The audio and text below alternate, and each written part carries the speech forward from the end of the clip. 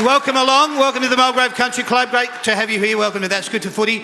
It's so good seeing BrokerrocheR out the back, I tell you. He looks fantastic. He looks like he could put the jumper on and go out and play for you this weekend. Wouldn't that be a treat? The boys are excited. They can't wait to come out here and see you. So let's get them out here without too much further ado. Welcome to That's Good For Footy, the only live and interactive footy panel show where the fans meet the players and the players meet the fans. That's what's going to happen tonight. We'll get stuck into it as quickly as we can. Who's excited to see these two? Okay. I like the people that keep their arms folded and don't do anything, but the rest of you are into it. I'm down with that.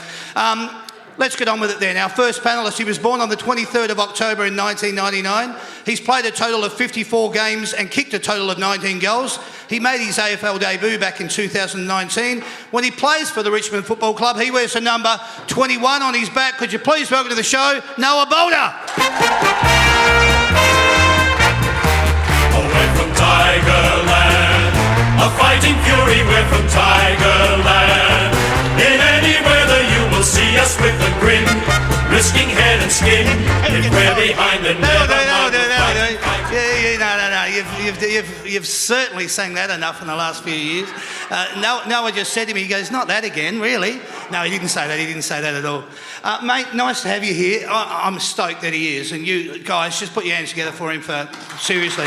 Thanks for being here, mate. Seriously wonderful to have you here. Cheers, mate. Nice and simple. Let's get our second panellist out here because I'm really excited to get him out here and so are you. He was born on the 12th of May in 1988. He's played a total of 232 games and he's kicked 43 goals. He made his AFL debut back in 2007. When he played for the Richmond Football Club, he wore the number 14 on his back. Could you please welcome to the show, BrokerrocheR? We're from Tigerland, a fighting fury, we're from Tigerland. In any weather you will see us with a grin, risking head and skin. If we're behind then never mind, we'll fight and win, for we're from Tigerland. We never weaken till the final siren's gone. Like the tiger of old, we're strong and we're bold, for we're from Tiger, yellow and black, we're from Tigerland. Wow, thanks everybody. Thanks for getting involved in that. I need to take a little bit of due diligence here. BrokerrocheR, welcome to That's Good Footy panel show. So good that you're here. Thank you for the last minute call up. Thanks for being available, and I'm sure the fans want to say thank you as well.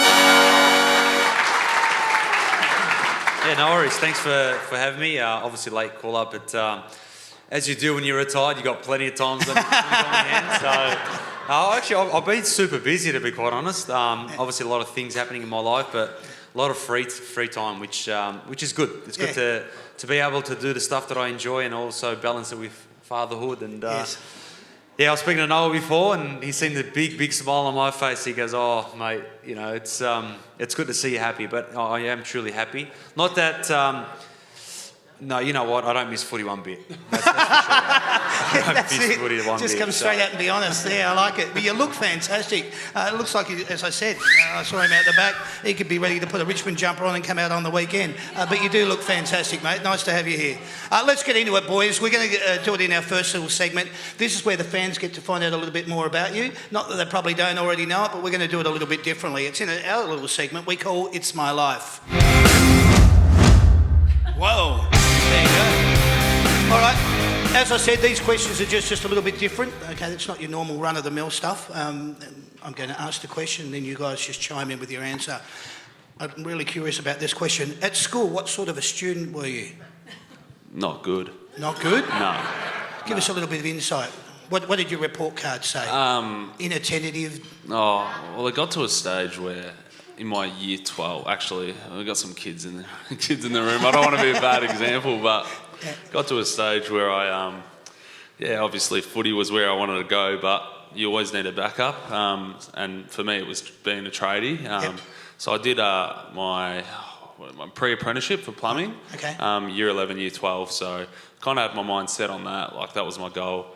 And then, by the time I hit year 12, like every other subject, I'd kind of be in the back of the room. And as long as I wasn't distracting other, students, the teachers would be like, he's a good kid and not the best, with grades, but good kid, good kid. So, Okay, all right, I get it. I can see similar traits in myself. What were you like at school as a student? I was, I reckon, a teacher's pet, to be quite honest. Really? I was always Mr. Goody-goody. Nerd. At times, Comes the man with the complete glasses. opposite to Noah. If I ever did something wrong, I've managed to get myself out of trouble just by smooth talking to the teacher, or just that cheeky smile, and they kind of always felt sorry for me. I felt like You played on that. Yeah, so I'd use it to my advantage, and it got me over the line. Put it this way. That's exactly what we needed to know. Who did you barrack for growing up? What footy team were you into? Carlton. Yeah, I went for Carlton. So Carlton, which Carlton. is Interesting, being that that's the night that we're it's coming up. Yeah, probably. Yeah, no, I don't really like Carlton, to be quite honest. And how do you feel about them now? Oh, look, honestly, to be quite honest, it's good to see him going well. Yes. Slowly getting better than the Richmond supporters hate. I've got my close friend Adam Sard who plays there, so he's a good kid, and I want to see him succeed at the club because we've got a beautiful saying in our culture: "Wish for your brother what you wish for yourself." And so I hope he sees some sort of success in the near future because it's been such a long time since Carlton's actually tasted any form of success apart from them beating us in the final in. Yeah. I can't even remember when it was. I just remember the grand final, so that's the only important thing. That's all that matters. Noah? Oh, North Melbourne. North Melbourne. Yeah, I love to watch Glenn. Starting off, so my dad come from overseas, from Croatia, and it was basically Croatia's flag, if you don't know, is red, white and blue, so majority of Croatians were Bulldog supporters. Okay. But my dad had an next door neighbour who was Greek, and that was the era of Wayne Carey and all that, so he goes, I'll take you to a footy game. He goes, what, soccer? Yeah, I love soccer, kind of thing. And he's like, got there and he's like, this isn't like the football I know. He ended up going there, watching them play, and kind of liked the sport and stuck with North Melbourne. How's that? Interesting. Yeah, good little play. Yeah, and then I got sucked in. Yeah. But luckily now you play for Richmond. Does the family, right, and just bear in mind that some of these questions were probably not going to be as relevant, but just play along with me here. Does the family barrack for whoever you play for or for another team? So when you were playing at Essendon, were they all Essendon focused? And then when you moved over to Richmond, did they go all Richmond focused? What was the dynamic there? No, they just they shifted wherever I went. They shifted, so that was that's like I said, the true family, true brotherhood. They wanted to see me succeed and wanted me to play footy. And when we did win those premierships, it was not just me and my immediate family celebration. It was a whole community, and even I had people barrack for Collingwood, Hawthorn, so the typical enemies or our enemies of the club, and they actually, from their heart, they were so happy to see us win the grand final because it was like their own brother winning a grand final. So, absolutely. So just kept on shifting wherever I went. If I went to a third club, which was never going to happen, that's for sure. No, just my heart's at Richmond. So that would have happened. Just to clear that up, all right. It was never going to be a third club ever. All right. And what about you in that instance, Noah? What did family wise? I've got some my immediate family with me wherever I go. And then I've got some uncles that are a bit more stubborn. Oh, really? So I'm going to Collingwood and Carlton supporters that are... Well, one of them actually... so when I got drafted to Richmond, he goes, like, stuff for Richmond, I'll go for Carlton no matter what kind of thing, Yeah. Anyways, and my cousin Mate Cholina, he's just started up now, he's come back from Hawaii, that's his dad. So I was like, this will be interesting to see if he goes to Richmond now, Nah, stuff is. Really? Stuff is, So, I got some stubborn uncles, but my immediate family do follow. How's that? And the divide begins. I like that. Hey, if it was your choice, what position would you like to play? And I use this in past reference for you. What position would you have liked to play, or were you happy at halfback? What was your... I'm really happy at halfback because you're able to see the game. You can cheat sometimes. You can hand over your opponent to someone else, which is what I kind of did towards him. Comes to me. That's why I kept on accumulating possession. possessions. I never ever manned up. Kicked a few goals as well, but I think the other position what I would love to play was in the midfield, because you're always around the ball, and you got the opportunity to to get yourself in the game, because there's times where you play off the half back, you just simply can't find the footy because the ball bounces the wrong way, or the opposition opponent takes you away from the play. But the more you disrespect them, the more you touch the ball. But obviously there's got to be balance. So midfield would be the other position I would love to be in. I was never a really hard player, but if I had to be, I would have changed my ways if I had that opportunity. But you couldn't go past Dusty, Kochi, Prestia, those guys who are obviously elite on ballers. I hear. I asked that question with a lot of relevance to you, because you're getting switched around from forward to back and all over the shop. Is there a position that you actually like to play more than another, or?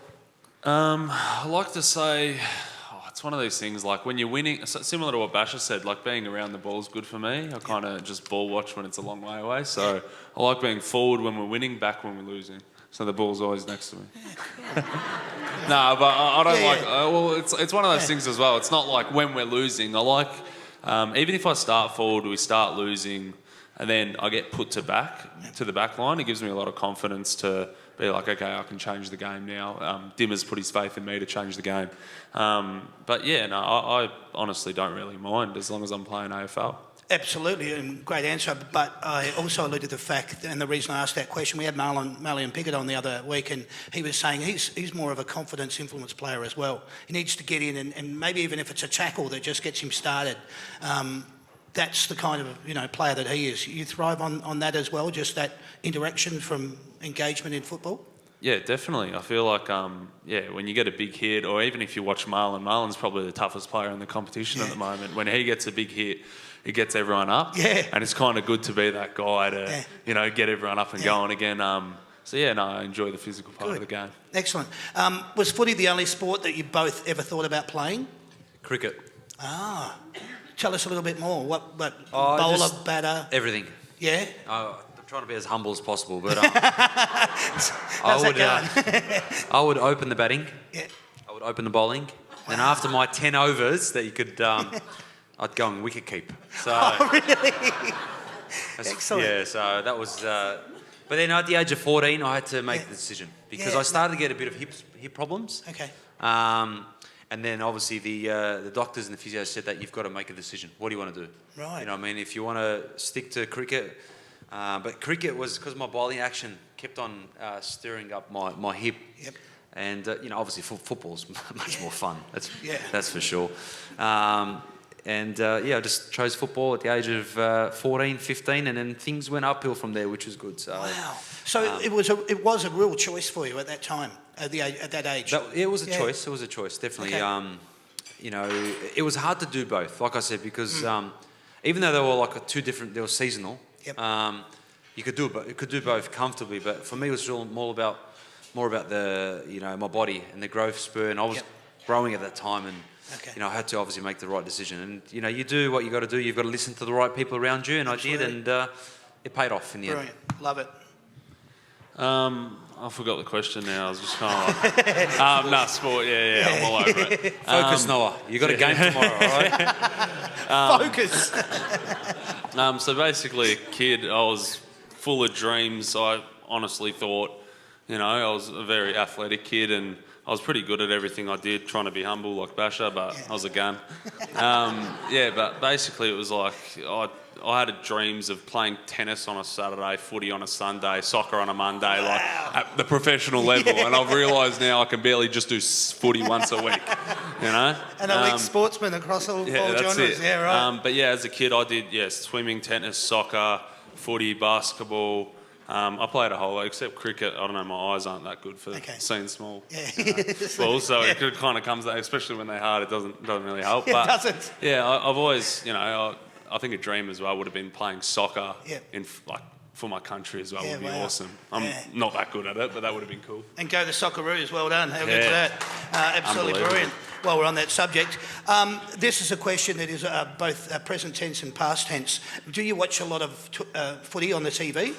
And if you do, is the sound up or down? That's the second part of the question. But do you watch a lot of footy now that you're out of it? Yeah. for you? Last week was the first time I've watched a full game. Wow. I know that that's very un-Richmond-like and everything, but look, to be quite honest, I towards the end of my career, last probably 3 or 4 years. Funny enough, it was a pretty successful last 3 or 4 years, apart from the last year. But I just kind of disconnected. You know, when I went to the football club, I switched on, game day, switched on, did what I have to do, but that was it. Okay. You know, and I think Noel will probably be very similar to me. You know, I'm not a Jack Rewalt. Those sort of guys who sit there and watch every single game, analyse, and you know, I just go there, stick to my role, do what I got to do. But I've just found myself not like deliberately. I've been busy. I found that time where it's an evening game. I'm spending time with the kids. Yep. Last week I had my mates over for a barbecue, and they said to me, "Hoolie."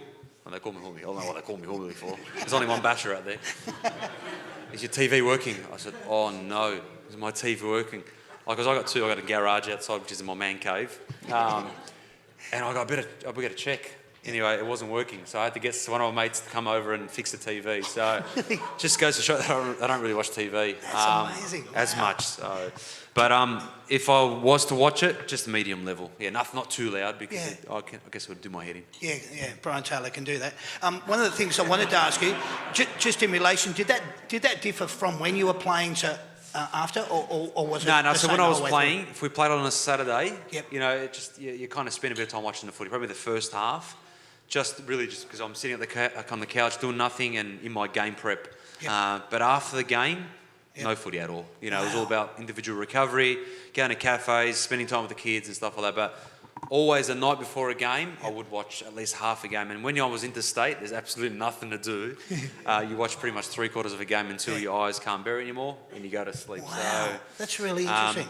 But yeah, I didn't watch a lot, but I did watch more than what I was watching now. But you had the ability to actually disconnect, and that's Yeah. important. Of course. And I've got a lot of things happening in my life that I can disconnect. Yeah. And I think too much footy, I don't want to say this, but especially when you're playing, too much footy is no good. Yeah. You've got to have a balance in your life. I think it's probably a good motto in life in general. Yeah. Having a balance in life is very, very healthy. Yeah. When you're too obsessed with something, it can go against you because if you lose it, if something happens to it, it gets damaged, it's hard. It's hard to deal with as opposed to someone who's dealing with it from a balanced perspective. Yeah, it's important, but my life doesn't fully depend on it. Right. Then you can adapt to it. And that's why I guess even when I finished up with football, like it wasn't a massive shock. And I would every week get this with friends, family. Are you missing it? Do you crave it? Yeah. I said, not one bit. Wow. How? I'm like, well, I prepared myself for the last 4 or 5 years for that day to come. You know what I mean? Because one day it's going to get taken away from me. Yeah. Whether it's now, 3, 5 years' time, it's going to get taken away from me. So be prepared for it. And I was prepared for it. And, I'm living life pretty happy at the moment. I love it. Well done. Well said. Very quickly, you've probably forgotten the question again. Do you watch much footy on the TV in relation to that answer? Yeah, like Basher said at the start, no, I'm similar to him, and honestly, I look up to Basher in the way he has a balance on life because, it's done for him, but yeah, one day it's going to end for me, and it's at the moment it's kind of hard to believe, kind of thing. But if I could get a balance, You're still way. but one day, I think the balance that he has is incredible. Like even when he was playing, I remember he'd go on fishing trips 3 times a week. 5 times a week, after training and all that. And sometimes, I get home from training and you get home from training, it's almost like, I don't know, if you're an accountant, you go home, you're not going to go do numbers, you know what I mean? It's one of those things that, it can be a lot. I don't know how Rewalt does it, but I'm starting to, when I was injured, I watched every game, to be fair. Or, I don't know if it was just my team's playing and I was interested in it, volume up. When I thought there was a 50-metre penalty after the Sydney game, I still think that was a 50-metre penalty, but it wasn't. I don't think you get many arguments from this group. It was a free kick and he's kicked the ball, man. Come on, surely, but I got up, I started clapping, like, come on, and then it wasn't paid. But, I got really into it then. But I think...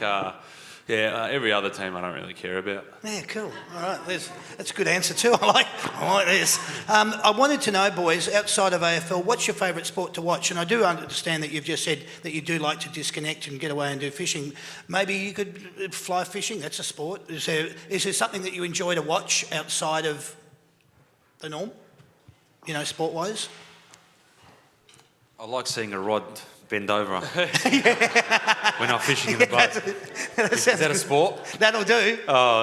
Look, I'll be honest. I don't really watch much TV at all, and I do sound very, very boring. But reality is, it's what works. It's what works for me. Yeah, you know what I mean? Absolutely. We can't all be the same out there. No. You know, otherwise the world doesn't just keep ticking. That's it.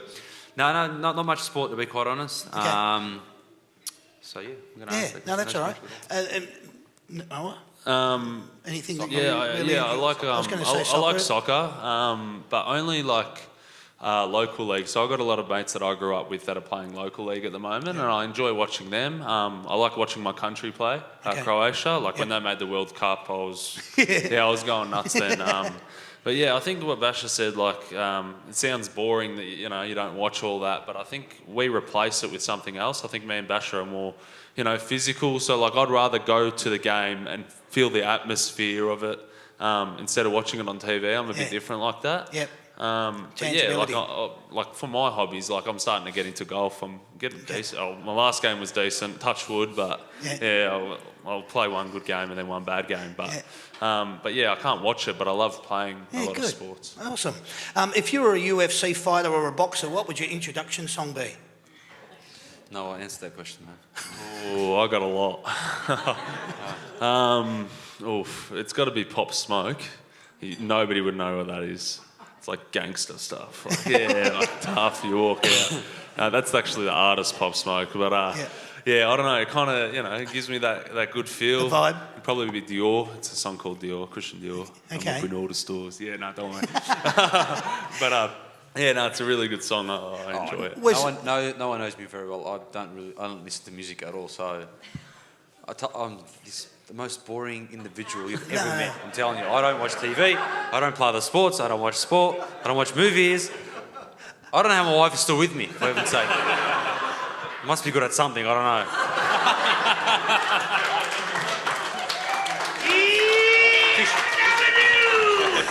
I tell you what, it's stuffing up half my show because all these things that are in here, they're all going to have to go now. Now that's interesting. So when you say you don't listen to music, there was no song that gets you up and about that makes you get a vibe or anything like that? No. Wow. The only time I ever listen to music is with the boys when they're pumping it before a game and in the gym. That was it. And that's the only time I'll probably remember the song. But the name of the song or who the singer is or what sort of Fisher, Losing It. Fisher, that one. I'm losing it. No. Oh yeah, losing it. That's the one. Like that one. You come out to losing it. I remember that one. That got me going in the gym once, man. Yeah. Brody loved it. See me dancing. I never dance, and I'll just sit there and make some moves every now and then. They just love it. But I like it's it. A bit of fun. At least I got that answer. That's beautiful. In your time alive, who do you think is the best footballer that you've ever seen in your time alive? Basher Hooley. Very nice. No, on a serious note, the way the ball will be just pounded into us, and you give it to him, and he'll just like run, and I can have a rest. So he's good to play with. Still not, good to play with, but not the best player. Come on, mate. For me, you just can't go past Dusty Martin. He's just, sometimes I actually always just have to just remind myself how good of a player he was just by just like watching his vision. There's certain things that many players can't do. Just knows where the goals are. He can just give him the ball, and he knows where the goals are. Whether 20 metres out on the boundary, 50 metres, whatever it may be. Just such a special player, so strong, versatile. He runs only one way, doesn't run defensively. But why would you? If you can do what you can do offensively. So exactly. Dusty's definitely the greatest player that I've ever played with, and kind of watched as well. That's brilliant. I would have a point that I'll be alluding to moving up shortly that I'll get to, which is very relevant to that actual statement. You've been handed a first-class ticket to go anywhere in the world. Where are you going and why? Croatia, homeland. Okay. My grandmother has a place So there's this beautiful mountain, which is like on the water, and our house is kind of like popping out of that. So it's a beautiful place. So I think I'd go there. Lovely, excellent. Basha? I wouldn't pay to go back to Lebanon at the moment because of, unfortunately, the situation there at the moment. Yeah. There's so much war and it's conflict just and so forth. conflict and stuff like that. But Is there anywhere else you'd like to go? Yeah. Is there something you've always been on a bucket list of yours or anything? No, not really, because the reality is I would have ticked it off. I would have gone, especially now, a bit of free time and stuff like that. But for me, I'd like to go anywhere where I'm able to fish or hunt. Wow. They're the two things I enjoy. So in terms of sightseeing, once again, I'm so bored. I don't even like to sightsee. But I've been to Turkey, I've been to America, I've been to Dubai, Abu Dhabi, I've been to Lebanon, I've been to those sort of Saudi Arabia, which is there's nothing there. It's more spiritual. But I've been to Bali, Thailand, Malaysia, Singapore. I've been to all those sort of countries. I've been to a lot of countries. But like I said, I like to go away and just relax. Yeah. So and just go with the flow. But like I said, somewhere where I can potentially hunt, hunt of a lifetime and fish of a lifetime. So, for hunting, maybe South Africa. I haven't been to South Africa yet. Yeah, right. So I'd love to go. But I don't like, killing something for the sake of it. No. I like, if I'm going to shoot something, someone's got to benefit from it. So, I do love my hunting, but I don't like to put something away that, that's unfortunately just going to lay there and, no one's going to benefit from it. Yeah, So get that. Yeah. Good. Do you have that one mate that always liked to give you feedback on your footy? Do you have that one mate? Did you have that one mate that always used to give you feedback? I had that for the first probably 4 or 5 years, and then I just told him one day to shut the hell up. I don't really swear. I said, just shut the hell up. You are doing my freaking head in. Like, seriously, like, enough. I've got my coaches to the footy club, and mind you, this guy is he's a pretty talented player. Didn't play, obviously, AFL footy, but just, smart. Some people are smart out there. They see the game really well, but... Right. Wow. Because the reality is, like, you've got messages from your coaches. Sometimes you're not doing what, the outside world wants you to do. But if you're playing your role and you're doing what your coach tells you to do, then you're playing, you're obviously playing to the success of the team. So he didn't understand that. So I had to tell him in the real aggressive manner. And guess what? He learnt. So I had to get rid of the two, the Mr. Nice Guy, which as your career goes on, you learn to toughen up at times when you need to, because otherwise, people just take you for a ride, and you need to know, when and the place for it as well. You must be getting a lot out of this as much as everybody else here is. Yeah. Fabulous insight. Very interesting, this man. Absolutely. Not boring at all. No. Not like everyone said at all. Just going back to that particular question, just to refresh it again with you, did you have that one mate as well, or do you have that one mate, and are you about to tell him the same as Basha did? No, I don't, because everyone that tells me, like, I used to have, mates I feel like most of my mates from school always used to message me saying, hey, you stuffed up my multi, you didn't kick a goal. I go, bro, I'm playing backline. How do you want me to kick a goal? So all those types of people. Yeah. We talk about, A game and B game and, thoughts. And I feel like that's very negative towards, the stuff I do. And it makes me overthink. And I want to get a lot more positive stuff in my life. Like I said, playing golf. And I feel like myself right now, I don't have many friends. And that's kind of by choice, because there's a lot of those questions, but I have a big family, and they'll never ask me those questions and that stuff. Yeah, they just kind of, they know me more than that. A lot of people see me as just a footy player, and that's, those friends that I kind of grew up with. Once I got drafted, it's like they forgot who I was as a person. They see me as a footy player. They're trying to show me off like I'm a, prized possession. So I got my family, and and I'm happy with that. If you guys aren't loving this insight, I don't know what I can tell you. This is brilliant. Two extremely gifted and talented individuals here tonight. Boys, I'm about to ruin all that and go into some really stupid questions here. What I wanted to ask you, just listen very carefully, because I'm going to ask these questions. It's a multiple choice. All I want you to do is give me the first and the last. Not rate them, just the first and the last. This is on the list of I can't resist table, okay? Basho, You can just speak as freely as you want here.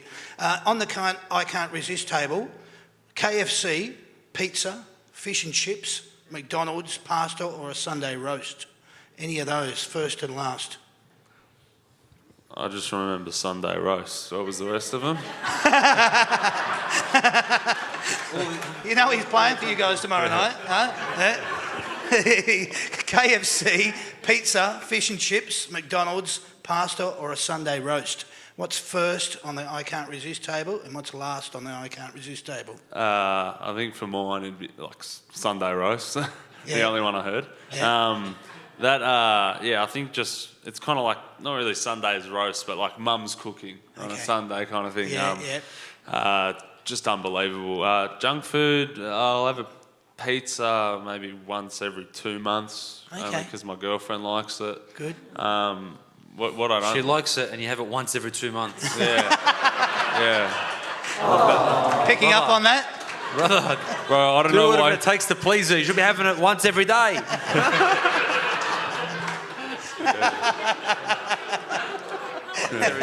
There's some insight. We both don't know why our missos are with us. But no, McDonald's, I don't know, KFC I don't mind. I don't mind fish and chips either. All right. Yeah, Okay. All right. Mate, I can... I knew this would be. Yeah, that's, once again, boring individual. Yeah. Fish. I love my fish, Yes. fish and chips, because, obviously my family's got a fish and chip shop, so I've all my life I've grown up in the fish and chip shop, and used to love Friday night, finish school, go work for 2 hours and just do everything. I used to have this thing, I want to have one of everything. Sometimes two of everything, but one of everything on the menu. So yeah, like that. And then my brother used to say to me, because we used to have like, specials. If you order, so a customer comes in, they order more than $25, they get a 1.25 Coke on the house. If you order more than $50, you get 2 litre. So every time we used to order, I start eating, and he goes, Bash, if you got your 2 litre on the house. I didn't pay for the food, but because I ordered so much food, he goes, you forgot your 2 litre Coke bottle. You know what I mean? So, love fish and chips, especially when you get a fresh batch of whiting or a flake. Sorry, I'm going to cut you off there. But Basher usually has a barbecue, used to have a barbecue once a year. And, I'm going there and his barbecue's incredible. But one time, I think it might have been your last time, he brought out this sashimi that he caught the day before.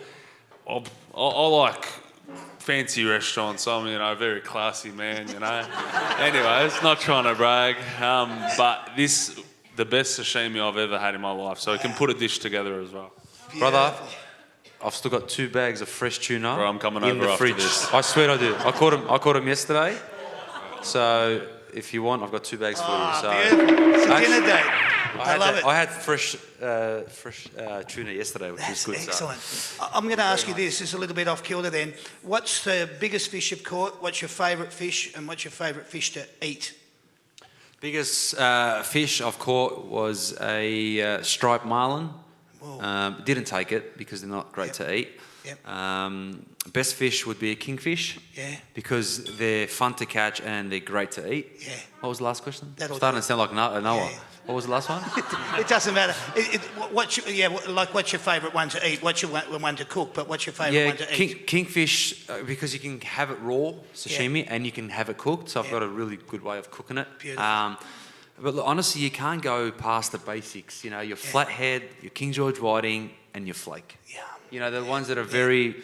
And the good thing is about it, I can just take the boat out, not even go 2 k's out, and pretty much bag out on at least 2 of them most of the time. So well done. Which is good. My freezer's actually not full at the moment because I haven't been going as much. I've only been going 4 times a week as opposed to 6 days a week. So. All right, let's move along to this one. Let's get on to another multiple choice for you. This is either on your Are You Kidding table, all right? On the Are You Kidding table, the first and the last. Which do you hate the most? Waiting in a queue, being stuck in traffic, being put on hold, waiting for a green arrow at a set of traffic lights, streaming service or internet buffering, or waiting for the microwave to finish? Traffic. Traffic. I'm traffic as well. I'd rather take the longer way and be driving fluently than be stuck in traffic. Yeah, cool. Yeah, all right, there you go. I like it. Last multiple choice, boys. This is where it gets really down to the nitty-gritty. This is the what, no, way table. These are the decisions you have to make. These are all happening on the one day. You've got to choose which one you're going to do. Your wife is giving birth. Your best mate is getting married on a yacht in Monte Carlo and he's shouting you an all expenses paid holiday.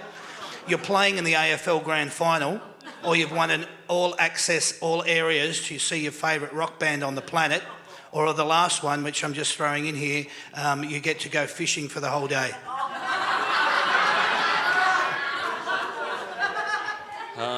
Basher gave me some good advice. Do whatever makes the wife happy, and I think I don't know if he's going to take that for himself now, but I'll go with the missus. This will be interesting. So is it baby number 1, 2, 3, 4, 5, 6? Which one?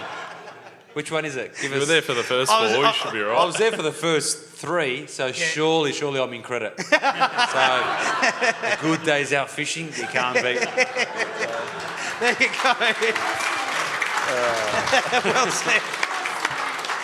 Oh, beautiful. A couple of last questions here for you. How are you and how were you with flying when you were doing interstate games? You need to take your own pillow, you need lots of leg room, don't disturb me, headphones on. What's the sitch?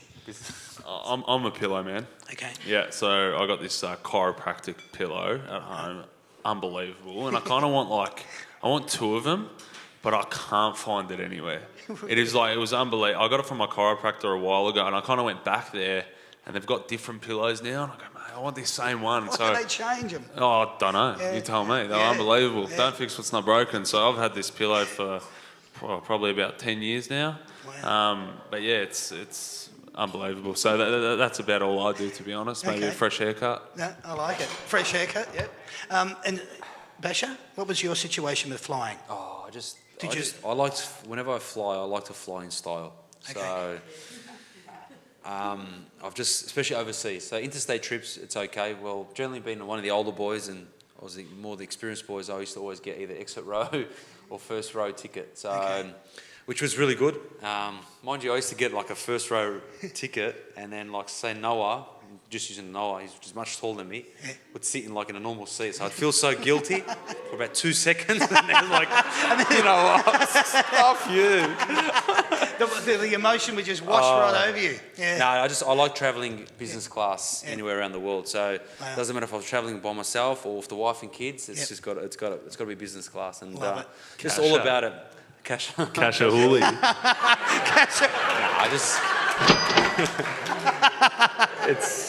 And you know, like a lot of people would say, "Oh, can you really justify spending $12,000 on a business class ticket to Dubai and back?" I said, "You know what? Yep. Yeah, I can. Bloody hell. I can. Why? Because, you know, obviously you're trying to keep it like one. Obviously you've got to be able to afford it, and I could afford it. Not every time, but and 2, like it's just comfort, man. Like you just get there, you sleep 13 out of 14 hours.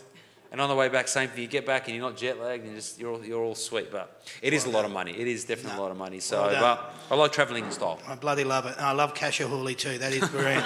That is brilliant. Well done, brother. Well done. Who loves getting their rig out a bit too much down at the club, and who did in your time, and who does now? Noah Cumberland. Noah Cumberland. He's still doing it. He's still doing it. Yeah, I know. You think usually there's a stage where after a couple of years, like I reckon maybe my first month I was a bit of a flog. But you know, the older boys give it to you a little bit and you're like, oh, maybe I should calm down here. He just hasn't snapped out of it. I think this is his 3rd year at the club and he's just still going. Top off picks. Who do you reckon should have taken their top off more often? Oh, now seeing Robbie Tarrant's rig. Oh my God. Good? Unbelievable. He is the best looking dad. Oh, is he? No offence. No offence. No offence. But he is an absolute... No offence, Kasha. No, it's cool. No offence taken. I don't blame you, man. He has an unbelievable rig. I think Flustered. It's got to be it must be a genetic thing through the Tarrants. Tarrants, yeah, you're right. You know, right. Robbie and Chris. Chris, people have said. Physique, physique, amazing. What's the best piece of advice you've ever been given? I reckon you'll be a great one for this. What's the best piece of advice you've ever been given? Basher just told me. Get a pizza every day for the missus.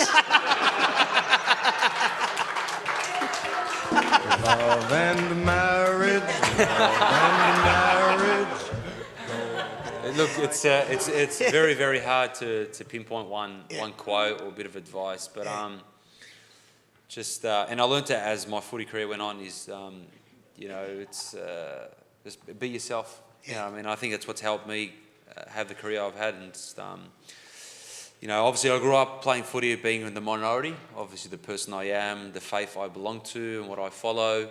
So it was at times it would get difficult, and they said just be proud of be yourself and be proud of who you are. At the end of the day, you believe in what you believe in for a reason. Yeah. Okay. So uphold those values, and it's taught me to be consistent with my values, and also now I haven't shied away from that. And same thing, I will always educate the youth out there.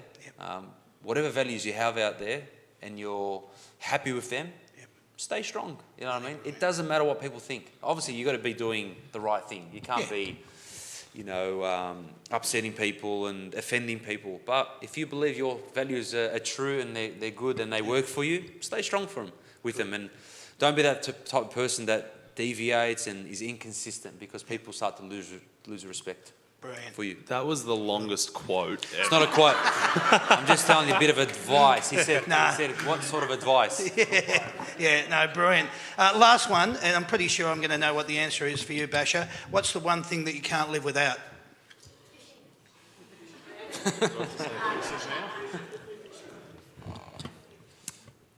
One thing I can't live without.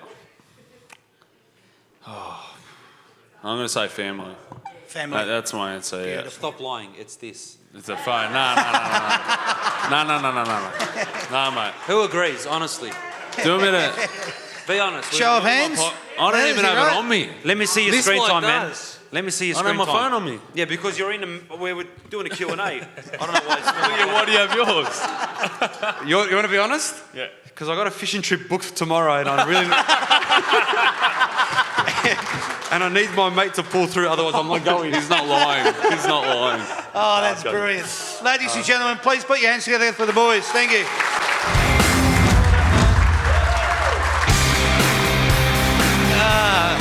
That was great.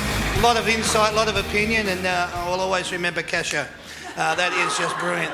I wanted to just honour the fact that Basher made himself available tonight, and give you guys the opportunity to obviously know a little bit more about him. I want to do that just now, if you'll allow me the indulgence of it. Basher, firstly, I just want to thank you for being here. What a fantastic career, mate. 232 games. You're a three-time premiership player with the Richmond Football Club. Flags in 17, 19 and 20. All-Australian honours in 2019. In reflection, did you think the young lad growing up in Altona North and the western suburbs of Melbourne would end up achieving what you have, not just for yourself, but for football in general, as well as what you've done for your community? Probably not, because I've lived my life just living in the moment. To be very honest, but you always aspire in your dream to do so many things in your life. Sometimes they work, sometimes they don't. But as soon as I learned to live in the moment and just be you and enjoy whatever comes your way, like I said before, like if there's a calamity that befall me, or a challenge in my life, I knew how to deal with it, because I didn't have massive expectations. You set yourself goals and you want to achieve, but you do whatever you can, and if it works, it works, and it doesn't, it doesn't. So to be quite honest, I just learned how to live in the moment and just enjoy the journey. Fantastic. Obviously the way my career started, for the first 4 years at Essendon, it wasn't looking good, and then the opportunity that I had with Richmond. Just wanted to play games. All I wanted to do was play games. Didn't wish for grand finals. It actually felt good playing in a couple of finals in front of those big crowds. You guys are not normal. Like, just, off the charts. The best thing in the world, honestly. Wow. Like, in terms of when it comes to sending shivers down your spine, like it's you can't explain it. Like, honestly, like it's really mind blowing, and you try to explain it to people, they just simply don't get it fully. But and and then to win a grand final, then to win two, and to win three, Yeah, it was really, really special. But I think that the proudest moment for me when you sum up my career is the fact that what me and obviously others around me were able to achieve and to form this foundation, the BrokerrocheR Foundation, which I'm very embarrassed to call it. To call it the BrokerrocheR Foundation because I'm sick of hearing my name. You know, everything is BrokerrocheR Program, BrokerrocheR Cup, BrokerrocheR Employment Program, BrokerrocheR Medalist. It's like so much, and it kind of does me head in because. I understand. But I guess that's what gets the funding from the government. So we've got to keep going with that. But just be able to use the platform to engage the youth, both males and females, get them off the street, and hopefully make the right decision. And today I was at a school in Glenroy. You know, a lot of the students were disadvantaged and stuff like that. So it was just good to go out to a school and to just to inspire them, and obviously just similar to the words I've been talking to you before, but just making the right decisions in life, and don't be this type of person that regrets. Because of your mate or the people you hang around with. Start making wise decisions. That sort of thing. I'm so inspired by that, and I'm so passionate about that. And yeah, it's something that I want to give back and spend a quality amount of time when I'm not fishing. Yep. Being at schools and making a difference for life, not just for the football career that I'm trying to. It's not short term; it's long term. Yeah. So that's brilliant. Yeah, foundation's been a really good part of my life, and it's given me an avenue out of football, because a lot of people finish football and they just scratch their head and they don't know what to do. So I'm so grateful to have that to fall back on, and I'm very happy at the moment. That's brilliant, mate. Absolutely brilliant. I wanted to just gauge from the audience, just to hear what a player says the emotion for them to play in grand finals in front of a crowd like the Richmond Football Club must be just unbelievable. And as you've just heard Basher say, it is. It's just something that you can't explain. Can you remember back to round 7, 2007, when you ran out for your first game at Docklands playing for the Bombers against the Kangaroos? Can you remember that? Yeah, I can. What was I that remember night like? almost tripping over my own feet when I ran out for the first time in the second quarter. Yeah. It doesn't happen anymore. If you start on the bench, you're on the ground within 4 minutes. But Kevin Sheedy was just old school. Yeah. If he had his way, he probably would play me last 2 meters. No, I'm joking. But when I went out there, I just felt like I was just in a massive roar, because all my family was there, community, the Lebanese drums were there. So it was a great feeling. Even though we lost, but I was able to kick my first goal, my first kick. Wow. So it was a good feeling, great feeling. But like I said, it was just far beyond just me. It was a community thing, and everyone just celebrated that. And I'd seen the after game celebrations, even though we lost. Just everyone in the crowd outside, and because the videos were getting around, and everyone just celebrating that moment, because it was a big moment for our community. That's wonderful, and obviously a moment that you'll just treasure for the rest of your life. I'd like to ask you, you see a lot of new Australians coming into the system. It seems, from an outsider's point of view, that they seem to be getting the right kind of support. Is this a case in grassroots, at grassroots level as well, do you find? In terms of football? Yes. Oh, absolutely. We are definitely the leading code when it comes to diversity and inclusion, Great. 100%. Yep. Not that because I'm a multicultural ambassador for the AFL, No. but it's we're so far beyond, because I've got friends in the industry of soccer, rugby, mainly just them two sports, and cricket as well. Okay. And when I speak about diversity and the programs, and when it comes down to grassroots and how we're very inclusive, it's far, far beyond. We do cultural awareness sessions for all leagues. I do cultural awareness sessions about my culture. Yep. How to make your environment an inclusive environment. For example, if a Muslim player comes into your environment, how do you make them feel comfortable? How do you make their mum, dad, family feel like they're part of a family? All inclusive. All inclusive, and they're just so proactive, and they just want to make a difference, and they want to be inclusive. So it just goes to show that not only at the top we're really good, but at grassroots you're seeing people from all walks of life. Yeah. You see how many Sudanese players you're seeing now play at the highest level, because now they just feel like they can do it, and they're part of a environment where they're accepted. That's. I'll get onto it because I wanted to quickly go to it. Sport has always brought people together. It's a beautiful melting pot of cultures. How much does it excite you to see the young lads like, Mabiel Chol, Changuath Jayath, Majak Dor, Buku Kamas, Alia, all making a career out of playing at the elite level, which is exactly what you've just alluded to. New Australians, Sudanese, they're picking up the game. They're being brought in, but they're feeling welcome and they're being, embraced. 100%. It's great for a game. It's so healthy for a game because, one, from a business perspective, it's very good because you're getting more cultures involved, more money, Absolutely. more revenue, etc. But it's just great to see the game is so diverse, and it just, it replicates the, the Australian way, because we're such a multicultural society, and when you see that on the footy field, then it makes you feel proud because because you look around and you've got people from all walks of life in the crowd, on the field. It's the game for all. And sport does wonders, but no doubt, AFL, not because I played and I'm involved in it, is the leading pathway when it comes to inclusiveness, by far. I like it. Why do you think they are so able and so quick to pick up and adapt to the game so quickly? They bring a unique skill set to the table. They're so athletic. Their vertical leap is extraordinary. I speak of the Sudanese boys. They're just brilliant at what they're able to bring. How is everything going with the academy? You've alluded to a lot of it there. I just wanted to also draw a point to another proud moment for you, I would imagine, receiving the Anti-Defamation League's Torch of Justice Award, which was awarded to you back in 21. Again, another opportunity to highlight and give recognition for your fine work within the community. And I just wanted to say, as I'm sure everybody else does, congratulations on all your work. It's brilliant. I wanted to finish off with one last question. I had you and Alex Rance on the show on December the 5th. Little did anyone know that shortly thereafter, 14 days to be exact, Alex would be hanging up the boots on his playing career at Richmond.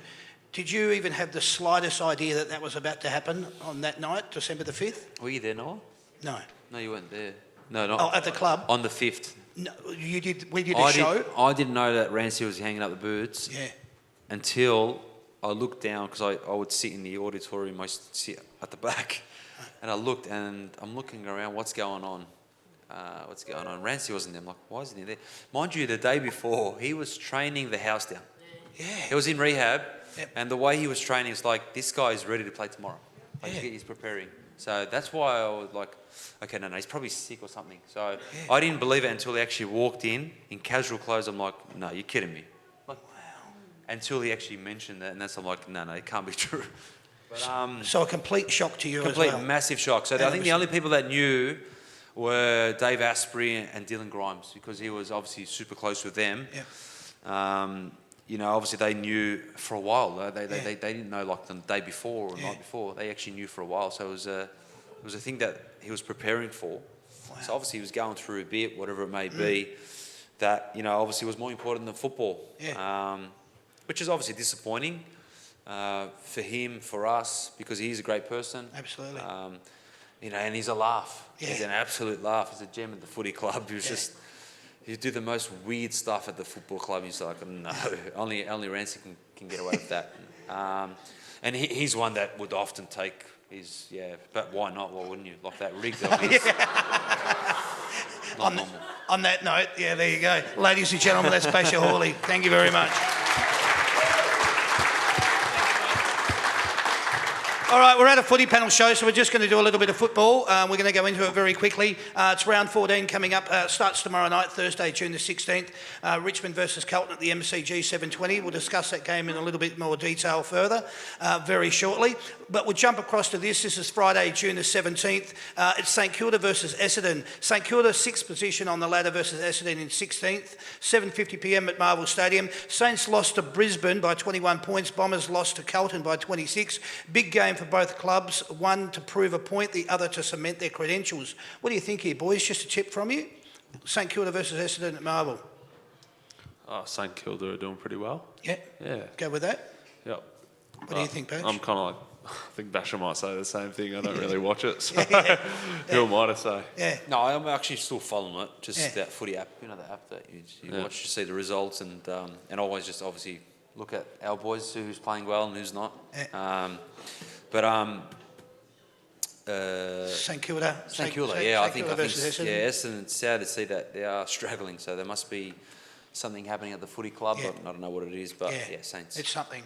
All right, we'll jump to this game, Saturday, June the 18th. This is Port Adelaide in 12th versus Sydney in 7th. This game is at 1:15 in Adelaide. Port went down to the Tigers. Yes. Swans are coming off the bye. I'll just ask you for a tip here, boys. As I said, Port versus Sydney. It's at Adelaide Oval. Swans have got a nice run Yep. currently. They're a very good side. They got over us, and it was in Sydney, but I think they should get it done. Okay. Swans. Yeah. Swans, all right. This game, this is West Coast versus Geelong. West Coast in 18th position versus Geelong in 5th, 2:35 p.m. at Optus Stadium. West Coast also coming off the bye. Unfortunately for them, though, the whole season's really at this stage been one big bye. The Cats had the weekend off. No game is easy, but the Cats might be looking at really wanting to stamp their authority and start looking at their percentages. There's only 0.7% between 1st and 5th. Who do you think here between West Coast and Geelong? I'll Probably go late. West Coast. Throw a spanner in the works. Yeah, why not? It's one of those ones that it's like, if Geelong win, it's like, he was taking the piss. But if West Coast win, they'll be like, he picked it. You do know if you're like sarcasm, people can lose a lot of money. Responsible gambling. We always approve that here. I lost their Gamble multi again, huh? Yeah. Geelong for you then, Basher? Geelong. Yeah, there you go, exactly. GWS in 13th position versus Western Bulldogs in 10th, 7:25 p.m. This game is up at Giants Stadium. Giants had a nice 49-point win over the Kangaroos, but hasn't everyone done that lately? The Bulldogs will be looking at trying to secure themselves a spot in the top 8, starting with a win this weekend, and these teams don't like each other much. What do you think here, GWS versus Western? I'm going to go GWS just because, I don't know, the media's been on Bulldogs a fair bit, and I know that can emotionally affect some of the players, and how you feel emotionally is how you play physically. So Thank you for the honesty. I reckon GWS. Yeah. Doggies for me. I was so surprised that they're not doing better than what they are at the moment. Yep. How do you have a massive lapse? But I think they're still a great team in the competition. So, and especially I think what's happened with that. What's his name? Bailey Smith. So much, I don't know much about footy. I just know his mullet and stuff like that. But what's obviously happening is pretty sad, and the club will be obviously out there to obviously to make amends, and more importantly to get their season back on track. And Back on track, yeah. Yeah, that's what I alluded to there. This game then, Sunday, June the 19th.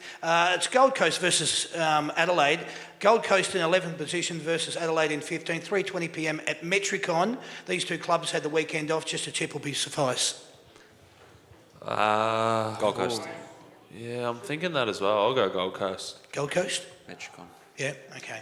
All right. Buys to the Lions, Pies, Dockers, Hawks, Demons and Roos. Good for the Demons that they've got the bye. Mexicans gone out with a syndesmosis, who's going to be out for maybe three weeks, it's looking like. Syndesmosis. We were out for 8 weeks. I was out for 7 weeks. Yeah, well, What's going on here? don't believe everything you read. Yeah. Should have played for Melbourne. Rehab coach over. I probably would have kept my career, Noah. You could have played more games than Boomer Harvey. Yeah, there you go. All right, let's talk about this game. It's Carlton in 4th position versus Richmond in 9th. 7:20 p.m. Thursday night under the lights at the G. Let's talk about this game in a segment we call Tell Me More. Each week we ask panellists to give their thoughts and opinions on all things happening both in and around football. We're not trying to make or break the news here, we're just trying to get your thoughts and opinions straight from the players, or past players in this instance. Let's do it. We'll start last week. First thing I wanted to discuss in last week's game, I love the forward pressure that resulted in your first goal the other night. It was back to running in numbers, tackling in numbers, and you just kept pushing it forward. It was like the song goes, it was the Tigers of old, we're strong and we're bold, or we're from...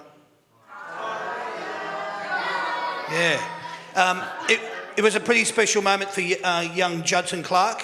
He enters the rare club of first game, first kick, first goal. Although not satisfied with that, He ended up with getting another one and going into a more even rarefied air of 2 goals from his first 2 kicks,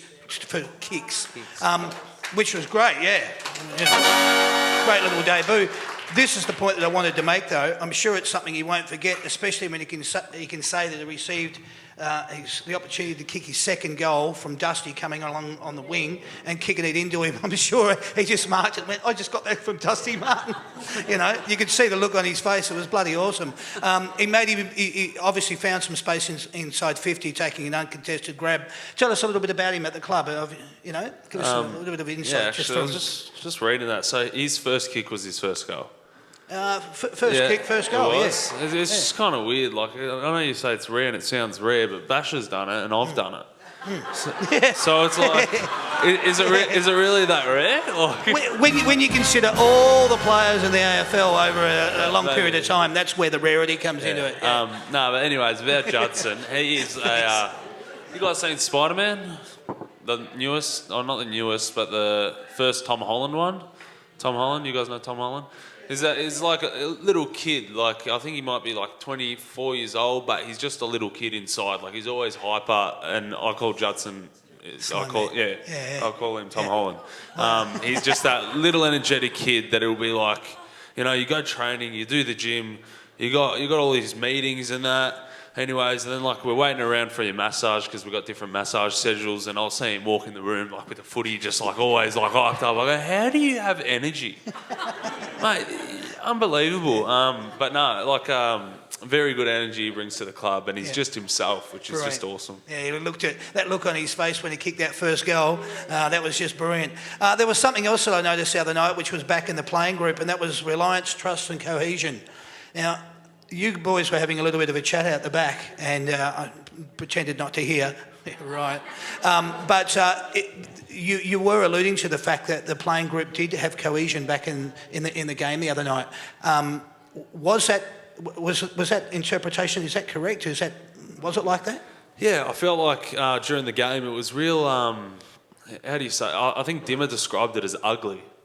Which is, it's just an ugly win. It's just hard fought out. It's like we make it a scrappy game, but we know we're better at the scrap than they are. And I think this year, and even last year, we're trying to be a bit too perfect, which just isn't us. Yep.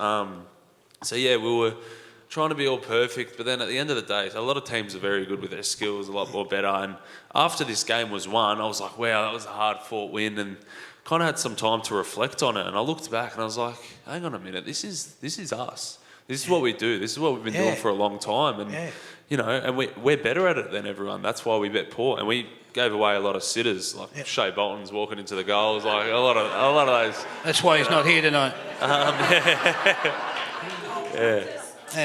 But I went on to say, I think at times throughout the season, for whatever reason, it had been lacking. But the other night it was evident. A team unified is a team that plays with endeavour. That was the Tigers the other night. That's what I thought. Yeah, definitely. So like I said, it felt like it was a close game the whole time, like while you're in it. And then when you reflect on it, it's actually like, I think we're on top of them.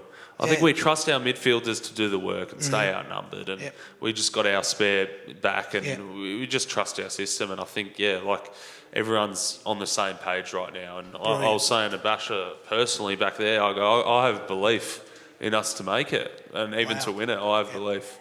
So that's where I've come to after this game. I love it. The Tigers took more marks in Port Adelaide's offensive 50 than they did, which is a really good sign that your defensive structure and game plan stood up. A major factor in this was Nick Vlaston. He had a great game with 20 disposals.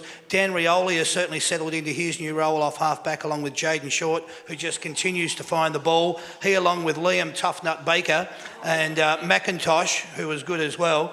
The game overall wasn't anything exciting to watch, as Dimmer probably alluded to. He said it was ugly. I didn't think it was ugly. I just didn't think it was exciting to watch. But your intent and willingness to get across the line and collect the 4 points is what saw you do that. I bring this up because I noticed the song wasn't sung with a lot of vigour at the end.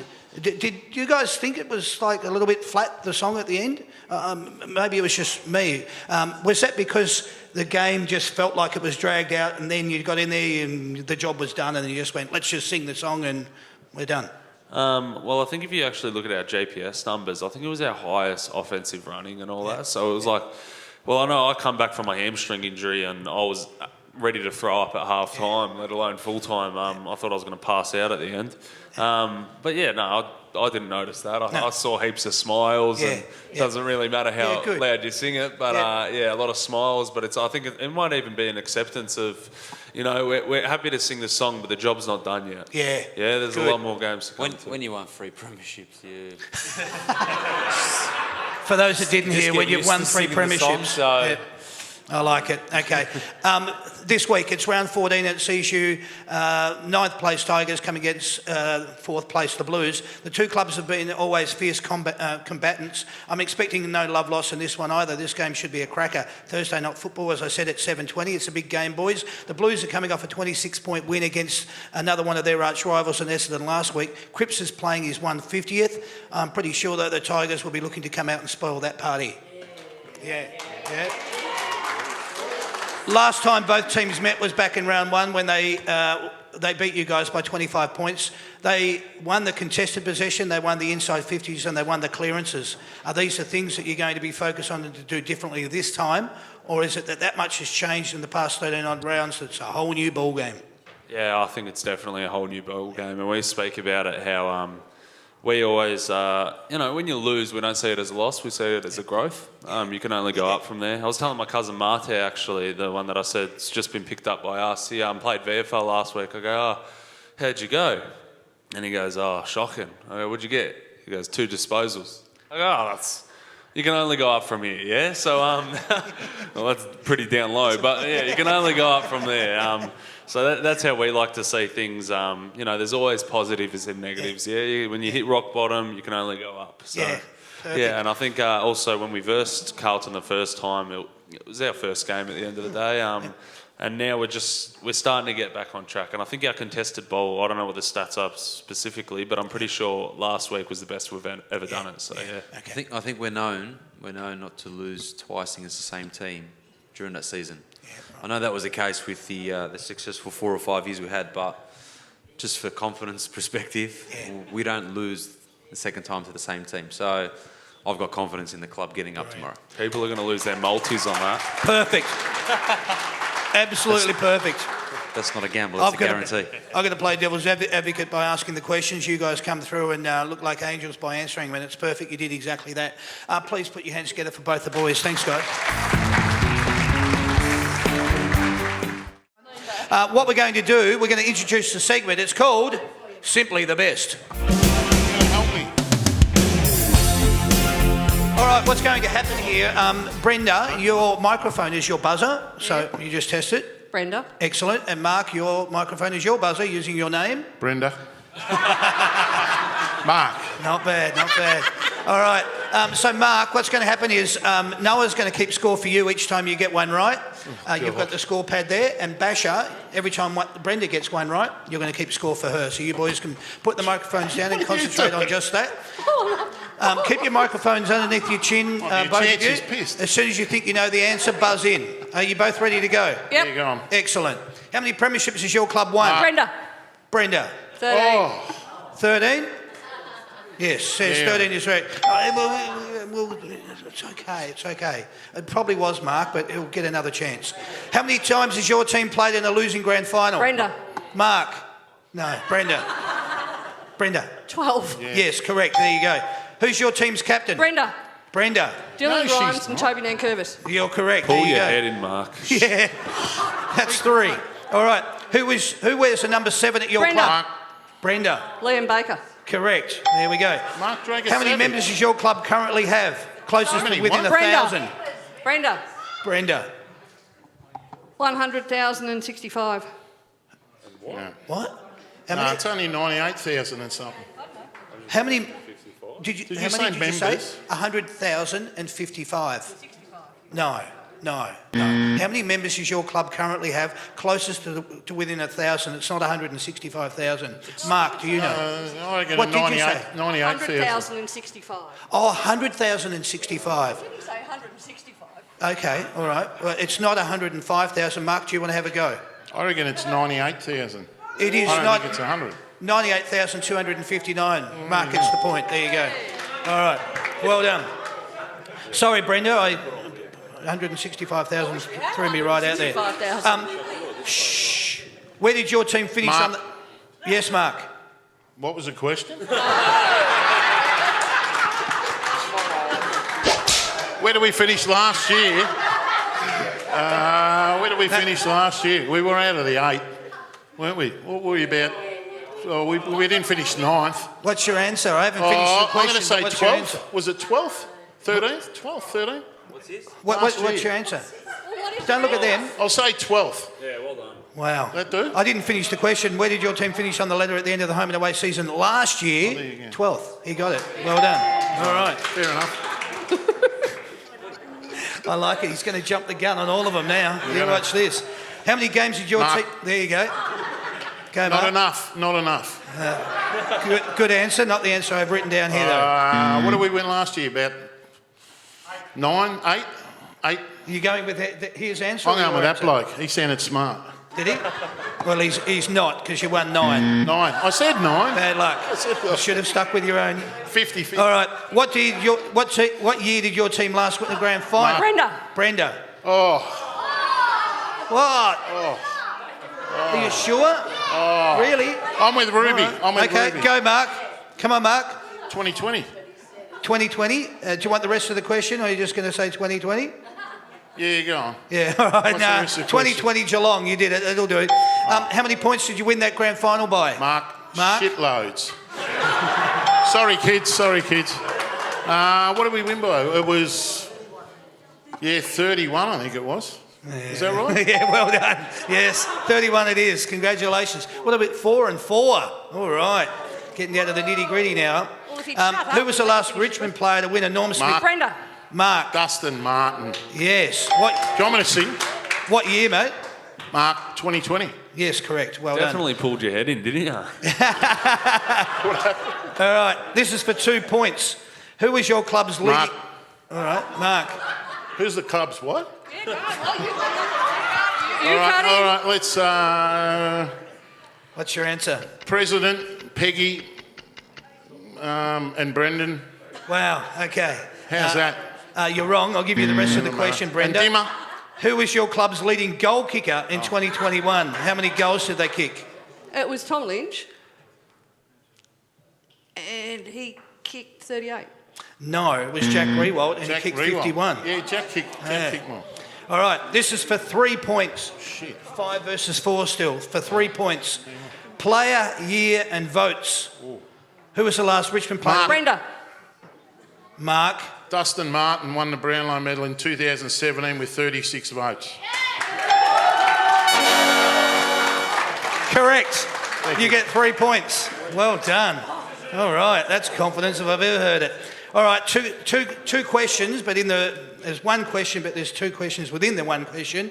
I will give you 3 player names. I want you to add up their jumper numbers and give me their combined total of all 3 jumpers. Mark, wait until I read out all 3 jumpers, please. Yeah, shut up. Here we go. Here are the 3 players. Shane Edwards, Nick 10. Bloston, Trent Cotchin. 9, that's 20. You want to buzz in, or? I'll go Mark. Brenda.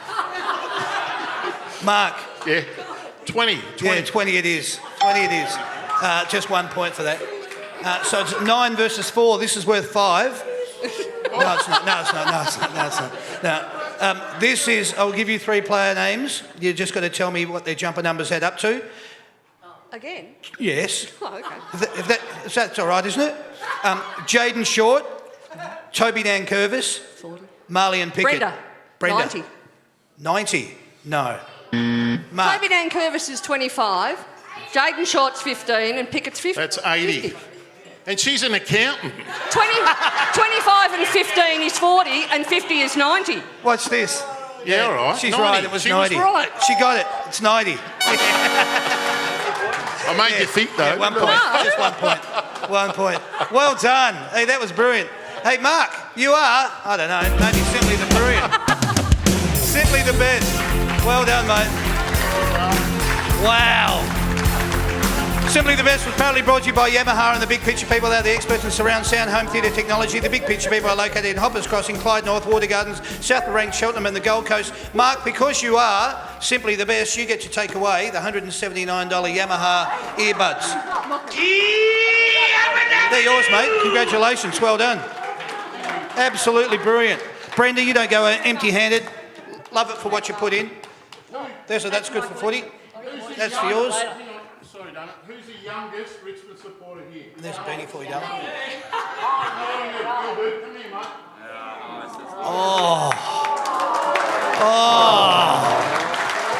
Oh, wow. Come on, Sam. Wow. Yeah. Oh, look at that. The Barracks President.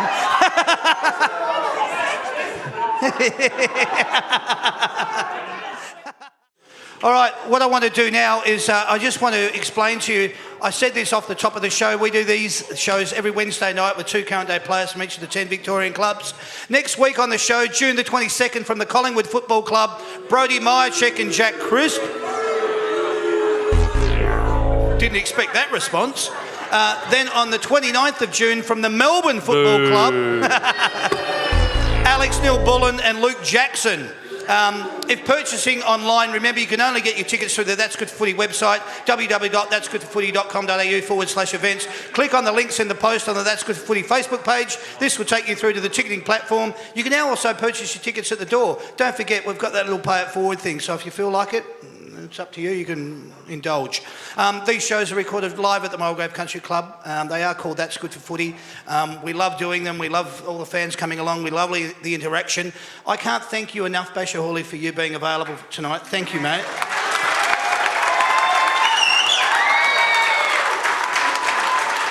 You're not only generous with your time, you're generous with your nature. You're wonderful with the fans, both during the autographs and the photos. You've been very candid and open tonight. I'm gathering that you're very boring and you only like fishing, but I don't think so. I think you're more than that, and I think you're bloody wonderful, and I really do honestly thank you from the bottom of my heart for making yourself available and coming here and being part of it. Thank you, mate. Really do appreciate it. Whilst I'm at it, I just wanted to quickly say thanks to Sam and Sandy. I can't do the shows without those two. Appreciate all your help. Thanks again, Sam. You're warming back up into the sound effects. I love that. Good for you, brother. Very good. Sandy, thank you, darling. Good job tonight. All right. Well done. You're a good girl. Also, whilst you're all feeling in that love and embracing mode, put your hands together for Noah Boulder. He's a champion, I love it. Hopefully everything you've heard tonight, you'll see him focused out there tomorrow night. Punching the ball in defence and kicking goals in offence, helping mates win quadrellas and whatever they're doing. Thanks for being part of tonight, mate. It was wonderful to have you back. I really enjoyed both of you being here. Did you guys want to say anything before you finish? Go Tigers. Yeah, go the Tigers. Go Tigers. Go Tigers, that'll do. Well, there you have it. This has been the That's Good For Footy panel show. My name's Damien. Thanks for everyone coming along tonight. We'll see you soon. Thank you and good night. Cheers, everyone.